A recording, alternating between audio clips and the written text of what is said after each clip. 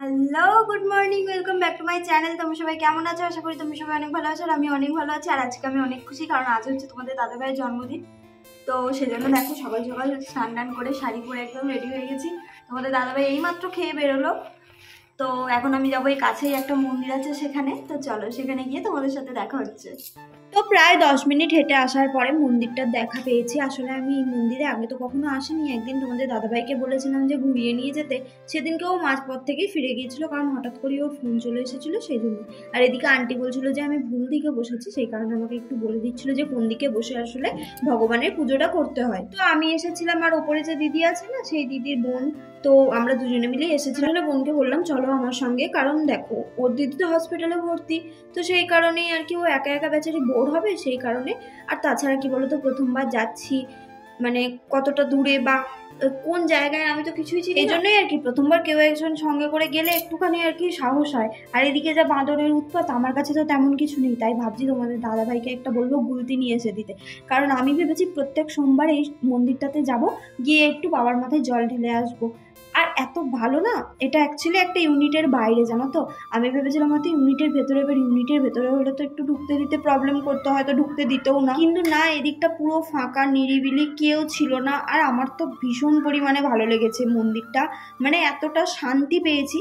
কিন্তু আমি এটা জানতাম না যে এখানে মহাদেবের সঙ্গে সঙ্গে হনুমানজিও আছে। তো আমার একটু ভুল হয়ে গিয়েছিল, তো আমি ঠাকুরের কাছে ক্ষমা চেয়ে এসেছি আর বলে এসেছি আমি পরের বার তোমার প্রিয় লাড্ডু অবশ্যই নিয়ে আসবো। তো এখন তো ভালোভাবে সবকিছুই দেখে শুনে এসেছি।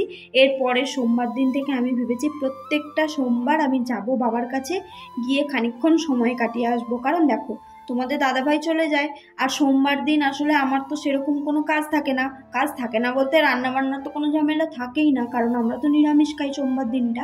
তো সেই কারণেই আর কি। তো এখন দেখো এই আন্টি আমাকে বলে বলে দিচ্ছিল। আর কি বলো তো, তোমাদের দাদাভাইকে আমি বলেছিলাম যে আমাকে একটু বাজার থেকে ফুল নিয়ে এসে দিও, কিন্তু সে না ফুল পাইনি। আসলে ফুল ছিল কিন্তু শুকিয়ে গিয়েছিল, একদম নষ্ট হয়ে গিয়েছিল।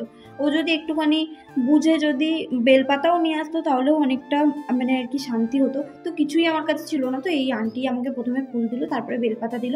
তো ভগবান চাইলে সবটাই হয়, এটাই হচ্ছে সব থেকে বড় কথা।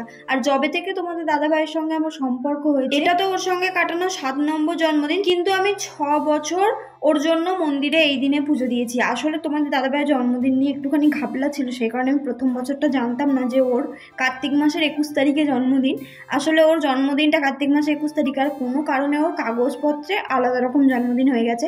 তো আমি ভাবতাম কি সেটাই হয়তো জন্মদিন, যাই হোক সেই কারণে সে বছরটা হয়নি, প্রথম বছর সম্পর্কে প্রথম বছরটা হয়নি, কারণ ওর কাগজপত্রে জন্মদিন আছে জুলাই মাসে। আর আমাদের প্রথম বছর সম্পর্ক যে হয়েছিল জুনের 13 তারিখে, আর তার ঠিক 1 মাস পরে ছিল ওর জন্মদিন। তো সেটাকেই আর কি সেদিনও আমি ওকে কাছে পেয়েছিলাম, ওকে মানিয়েছিলাম। এখানে একটুখানি আমি আমার মনের উইশটা বলছিলাম, কারণ আমি শুনেছি যে এনার কানে যদি আমি কোনো উইশ করি সেটা নাকি মহাদেবের পর্যন্ত পৌঁছে যায়।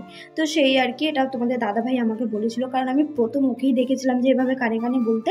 তো তখন আমি ওকে জিজ্ঞাসা করেছিলাম যে তুমি এটা কেন করলে। তা তখন ও আমাকে এই কথা বলেছিল যে এনার কানে কোনো কিছু বললে তোমার উইশ সেটা মহাদেবের কাছ পর্যন্ত পৌঁছে যায়। আজকের দিনটা তো আমার কাছে অনেক স্পেশাল। আমি চাই আমি যত দিন বেঁচে থাকবো যেন আমি ততদিন এই দিনটাতে মন্দিরে গিয়ে ওর নামে পুজো দিয়ে আসতে পারি। আর এখানে আন্টি কি ভাষায় কি কথা বলছিল আমি তো কিছু বুঝতেই পারছিলাম না, তার জন্য আমি আর কোনো রিয়াকশন দিইনি। কোয়ার্টারে ফিরে পড়েছি, একটু প্রসাদ খেলাম, একটু জল খেলাম, এখনো পর্যন্ত ব্রেকফাস্ট করিনি। তো ওপরে দিদির বাবা মা বোন দাদা সবাই রয়েছে, ওদেরকে দিয়ে আসলাম। আসলে কাল হঠাৎ করেই দিদিকে রাত্রিবেলা 2টোর সময় নিয়ে চলে যেতে হয়েছে হসপিটালে, তো ওনারা রয়েছে, তো ওনাদেরকে দিয়ে এলাম প্রসাদ। এখন এই বসে আছি, এবার ভাবছি যে রান্না বান্না কোন দিক থেকে শুরু করব, কারণ পুরো বিষয়টাই তো হবে রাতের বেলা, কারণ দুপুরবেলা তো সময়ই পাবে না ও। দুপুরবেলা এমনি সিম্পল কিছু রান্না করে নেব, দিয়ে রাত্রিবেলা সবটা হবে। তো আমি ভাবছি কি আগে চাটনিটা করে নিই, কারণ ওটা তো একটু টাইম লাগবে।